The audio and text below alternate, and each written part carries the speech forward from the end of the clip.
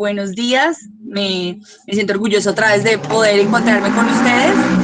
Y en cuanto a la lectura crítica, pues yo tengo su libro, Eso acá es, pequeñito, de la sí. lectura crítica. Recuerdo que lo compré para cuando estaba en 11, tenía unos 16 años. Y para mí, supongo que muchos de los estudiantes que ahorita están en 10º y 11, tenía mucha lógica y era como muy claro porque siento que con la maestra Marta alcanzamos esta realidad de la lectura crítica. Para nosotros no hay otra forma de leer, ya tenemos nuestro pensamiento bastante elaborado, tenemos cierto nivel de argumentación y pues cuando yo estaba leyendo este libro, aunque sí me ayudó a entender muchos conceptos y por qué pensábamos y leíamos como leíamos, pues para mí era lo más lógico, o sea, no había otra forma. Pero es cuando ya entro a la universidad, cuando comienzo a formarme como maestra, que infortunadamente me doy cuenta que muchas personas que se están formando para ser maestros en lenguaje no leen críticamente, no tienen esta formación e incluso es más preocupante ahora que estoy en 7º semestre, que ya estoy a puertas de graduarme, que aún todavía no alcanzan este nivel. Creo que este libro ayudó mucho no solo a entender cómo se puede alcanzar un nivel de lectura crítica o cómo evidenciar y uno darse cuenta cuando ya podemos leer de forma crítica, esa emoción, como decía el profesor, cuando estamos leyendo un libro y entendemos que hace una referencia a otro libro y entonces entramos a esta hipertextualidad. Muchos de mis compañeros no lo logran y aún así ya están en prácticas y para ellos en este momento que están ya dando clase, la Biblia son los DBA, es su paso a seguir, es lo que tienen que hacer. Pues para mí es muy preocupante porque si bien los DBA y todos los documentos del ministerio son una guía, uno también como maestro tiene que leerlos de forma crítica para saber qué nos sirve, qué en verdad nos funciona para la realidad y qué no. Sí quería comentar acerca de que aunque la lectura crítica para nuestra pequeña realidad del Liceo Nacional es un nivel que se alcanza, que de pronto no se desarrolla a totalidad, pero si alcanzamos a entrar a esa lectura crítica y muchas de las niñas de pronto me entenderán en este punto y con los textos que desarrollan y los eventos, se denota esta lectura, este desarrollo como lector. Infortunadamente no es la realidad del país. Yo siempre he dicho que el Liceo Nacional es la excepción en cuanto a los colegios públicos. Y infortunadamente ahora que estoy preparándome para ser maestra, pues es que lo puedo evidenciar. Entonces, creo que específicamente este libro, que la verdad es que es súper delgadito, es casi como una cuartilla, sería fundamental para nosotros como maestros en formación, comprender, porque estoy totalmente de acuerdo con lo que dijo el maestro. Los profesores de lengua castellana somos los, digamos que articuladores a todas las demás asignaturas que el estudiante está aprendiendo. Nosotros somos, si un niño no sabe leer los encabezados de matemática, no sabe leer los datos en ciencias naturales, no comprende la historia y así sucesivamente nos pasa con todas las demás áreas del conocimiento. Entonces, pues para mí como maestra, ahora, desde antes, durante y en adelante en mi carrera, la tarea fundamental es buscar cómo llevar a mis estudiantes a que alcancen una lectura crítica, que si no, pues solamente vamos a estar siendo repetidores de discursos, como lo dice Luis Alfonso Ramírez Peña, que no o argumentamos o somos narradores, pero no, si no llegamos a ese punto de lectura crítica, solamente estamos narrando y repitiendo discursos que nunca nos representan a nosotros. Muchas gracias. Gracias, Elena. Bueno, muy bien. Sí, a propósito del texto que está referenciando Lena, que sí la conocí desde 10º grado, creo, y luego ella se presentó a la Universidad del Tolima a cursar la licenciatura. Creo que ya va como en la mitad de la carrera, ¿sí? Ya va más adelante de la mitad, profe. Ah, bueno. Ya está en la práctica. Estoy en 7º y son 10 semestres. 7º, muy bien, muy bien. Claro, pues qué bueno que tú llames la atención en los futuros docentes, a los futuros docentes, los que están contigo, alrededor de la lectura crítica, porque en efecto tenemos un problema delicado, es que si desde la licenciatura no promovemos la formación del maestro como lector crítico, pues no lo va a poder él lograr con los estudiantes si él no lo vive desde su formación universitaria. Y entonces, bueno, estos textos que escribimos son solo un referente, pero hay muchos otros textos que pueden servir de orientación para comprender qué es la lectura crítica, porque en efecto se ha creído que la lectura crítica es opinar, o sea, simplemente hablar y hablar. No, insistamos en que se trata de saber argumentar desde las singularidades propias de los discursos, sean orales o sean escritos, porque el lector crítico también interpreta los discursos orales. No son solo en literatura, es en general, en todos los textos que circulan en la cultura. Y entonces, bueno, referenciar este librito nos sirve también para identificar en él propuestas de proyectos lector. Digamos, aquí yo trato de mostrar proyectos lectores que una docente o un docente puede tomar si lo quiere, o al menos tenerlo como una idea para él proponer su proyecto lector. Por ejemplo, hay una parte del texto donde ubicamos una relación de inclusión de un texto en otro texto y ese texto en otro. En el siglo XIV aparece un libro en verso que se llama el Libro de Buen Amor, de la Cipreste de Hita, siglo XIV. Y luego en el siglo XV aparece una obra de autor reconocido que es La Celestina, de Fernando de Rojas. Y ahí tenemos, por ejemplo, un diálogo entre dos textos, porque lo que hace Fernando de Rojas con La Celestina es introducir un personaje que aparece en el Libro de Buen Amor en su obra, en Celestina. Es una mujer que se llama la Trotaconventos, la mujer que le consigue mujeres a los príncipes, y eso entonces constituye un diálogo entre dos textos. Podemos leer la Celestina para ir al Libro del Buen Amor, o podemos leer el Libro de Buen Amor para ir a la Celestina, no importa por dónde se empieza. Pero luego en Colombia aparece una obra de un cronista que también se referencia en la historia de la literatura colombiana y latinoamericana, y es El Carnero de Juan Rodríguez Freire, siglo XVII. Bueno, en El Carnero aparece de nuevo la Trotaconventos, la mujer proxeneta, es decir, que le consigue mujeres a quienes lo necesitan. Y ahí tenemos ese diálogo entre el Libro de Buen Amor, La Celestina, El Carnero, y hay una novela contemporánea de la década de 1980, colombiana, que se llama Los pecados de Inés de Hinojosa. Y entonces allí de nuevo aparece la Trotaconventos, como modo metafórico de identificar en el Libro de Buen Amor y en La Celestina a estas mujeres. Y aparece además una telenovela que se llamó así también, Los pecados de Inés de Hinojosa. Un proyecto lector puede girar alrededor de esas obras. Entonces ahí tenemos literatura española, literatura colombiana, ¿no? Pero lo interesante es que el lector está trabajando en la búsqueda de las conexiones semánticas, literarias, que van apareciendo en la obra que está leyendo.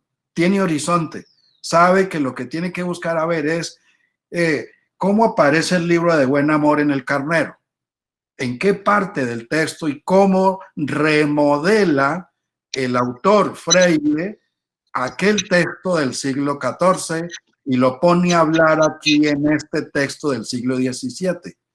O Podemos comenzar leyendo Los pecados de Inés de Hinojosa, de Próspero Morales Pradilla, que es el autor, y de ahí devolvernos hacia el pasado literario que habla en esa obra literaria contemporánea.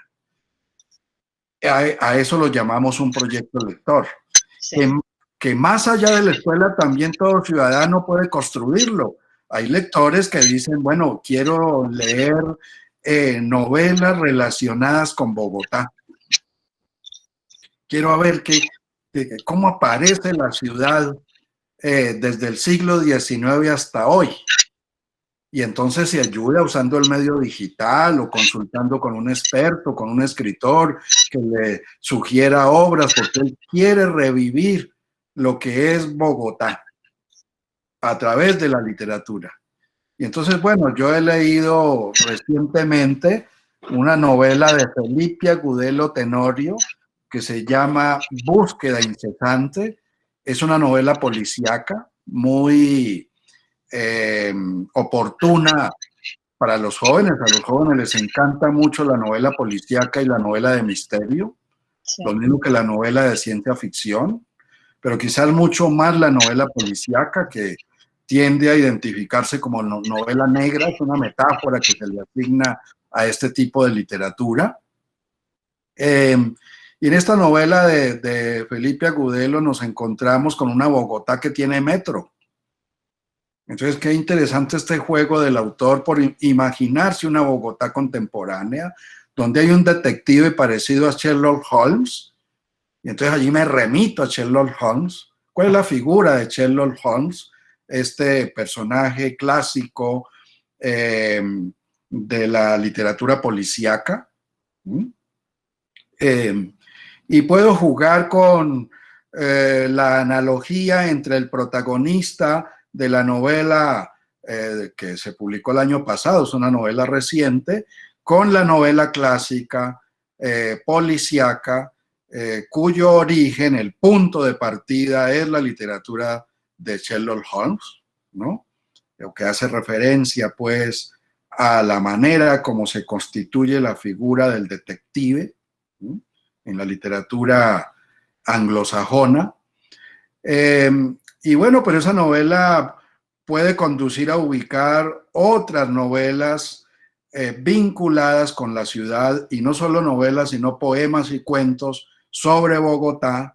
Y ahí tenemos un lector que se está divirtiendo reconstruyendo la ciudad y comprendiendo la historia cultural de la ciudad, reconociendo las plazas, las calles, como construyendo un mapa como lector de cómo se configura la ciudad. Por ejemplo, en la novela de Arturo Alape sobre lo que fue el Bogotazo, que son muchas novelas que hacen referencia al Bogotazo, 1948, cuando la muerte de Gaitán, ¿no? Y es un anclaje histórico que aparece en la novela que trata sobre Bogotá. Bueno, pues eso es un proyecto lector, que un lector puede muy bien cultivar. Aquí en la casa hemos decidido, por ejemplo, en relación con el cine, que digamos en la noche es bueno relajarse después de trabajar en el día usando este medio y ver cine, pero es interesante tener horizonte en el cine, no lo que aparezca por azar. Entonces nos hemos propuesto leer, ver, porque ver es leer también, en tanto que interpretamos cine relacionado con la Segunda Guerra Mundial. Y entonces yo he descubierto cosas que eran muy oscuras, como por ejemplo, qué es lo que hace que este personaje político, histórico en Alemania, como lo fue Hitler, acometiera de una manera tan agresiva y de una manera tan cruel su proyecto político. Entonces hay un imaginario que está allí latente siempre, porque es lo que más se ha repetido, y es creer que él inicia su proyecto solo en aras de eliminar a los judíos. Pero cuando vemos películas con distintos directores, descubrimos que eso no fue lo que lo movió inicialmente. Lo que lo movió fue el orgullo alemán, que había sido derrotado como país en la Primera Guerra Mundial, en la que él alcanzó a participar, y entonces él se propone reivindicar el orgullo de lo que ha sido el poder alemán a través de la historia, porque él percibe que el país quedó en una condición miserable de subordinación de los países que sí salieron victoriosos en la Primera Guerra, y entonces su proyecto político es recuperar el orgullo alemán. Ahora, en el camino aparece el universo de la cultura judía, cuando él cree e imagina que el problema de la economía está concentrada en una comunidad como la judía, y que eso no deja que el país sea más incluyente por el carácter agiotista, comercial de esta comunidad, y arremete contra esta comunidad. Pero se da en el desarrollo de un proyecto político que busca es reivindicar el orgullo alemán. Bueno, esa es una inferencia, claro, que yo hago, una hipótesis interpretativa cuando contrasto las distintas películas, que son cantidades, y hay de todo, y ahí aparece la escuela también de una manera muy sensible por parte de directores de estas películas, como la escuela aparece como un organismo marginal, pero que también padece la guerra. Los conventos, es interesante cómo aparecen aquí los conventos, los seminarios religiosos, donde se forman monasterios. Los monasterios de la época, y hay una comprensión de la historia que luego uno puede contrastarlo leyendo textos de historia o novelas que tratan sobre el tema. Y ahí tenemos el lector crítico, digamos, que ha ampliado su enciclopedia a través del cine y que le permite navegar con más agilidad cuando lee un texto de carácter lingüístico verbal, sea histórico o sea ficticio. Bueno, eso quería. Y hay en el libro, por supuesto, otros ejemplos como el diálogo entre la literatura mexicana y la literatura colombiana, que es otro aspecto que yo he trabajado cuando descubrimos, por ejemplo, en este libro, México en la poesía colombiana, cómo en el siglo XVII hubo un poeta bogotano que escribía en latín, sí, que este es otro libro de antología de poesía colombiana, pero en el anterior que señaló Marta, El Rojo, aparece un caso del poeta santafereño Francisco Álvarez de Velasco y Zorrilla, que escribe poesía en homenaje a la obra de Sor Juana Inés de la Cruz. Y entonces él pone a hablar la poesía de Sor Juana en sus poemas y explica poemas complejos de Sor Juana, como lo es el poema de 948 versos, Primero Sueño. Lo explica de manera poética, va como pensando en un lector que quisiera comprender mejor ese poema hermético barroco de Sor Juana Inés de la Cruz. Entonces ahí tenemos un proyecto lector de ida y vuelta. Leo a Francisco Álvarez del siglo XVII y leo a Sor Juana igualmente del siglo XVII, porque son contemporáneos. Él se enamora de Sor Juana y por eso escribe poemas en homenaje a esa obra que entre las mujeres es sin duda la más grandiosa. Son 4 volúmenes que legó Sor Juana Inés de la Cruz a la humanidad, donde hay recetas de cocina, hay textos de historia, hay cartas, hay especie como de explicaciones de la física del universo, que es lo que se entrevera en Primero Sueño. Y ahí tendríamos ese otro ejemplo de lectura crítica. Pero también aparece lo relacionado con Odisea de Homero. Se puede partir de minificciones que aluden a Ulises, el protagonista de Odisea y que aparece igualmente en la Ilíada, y desde minificciones contemporáneas para llegar luego al texto del canon, que es la obra de Homero.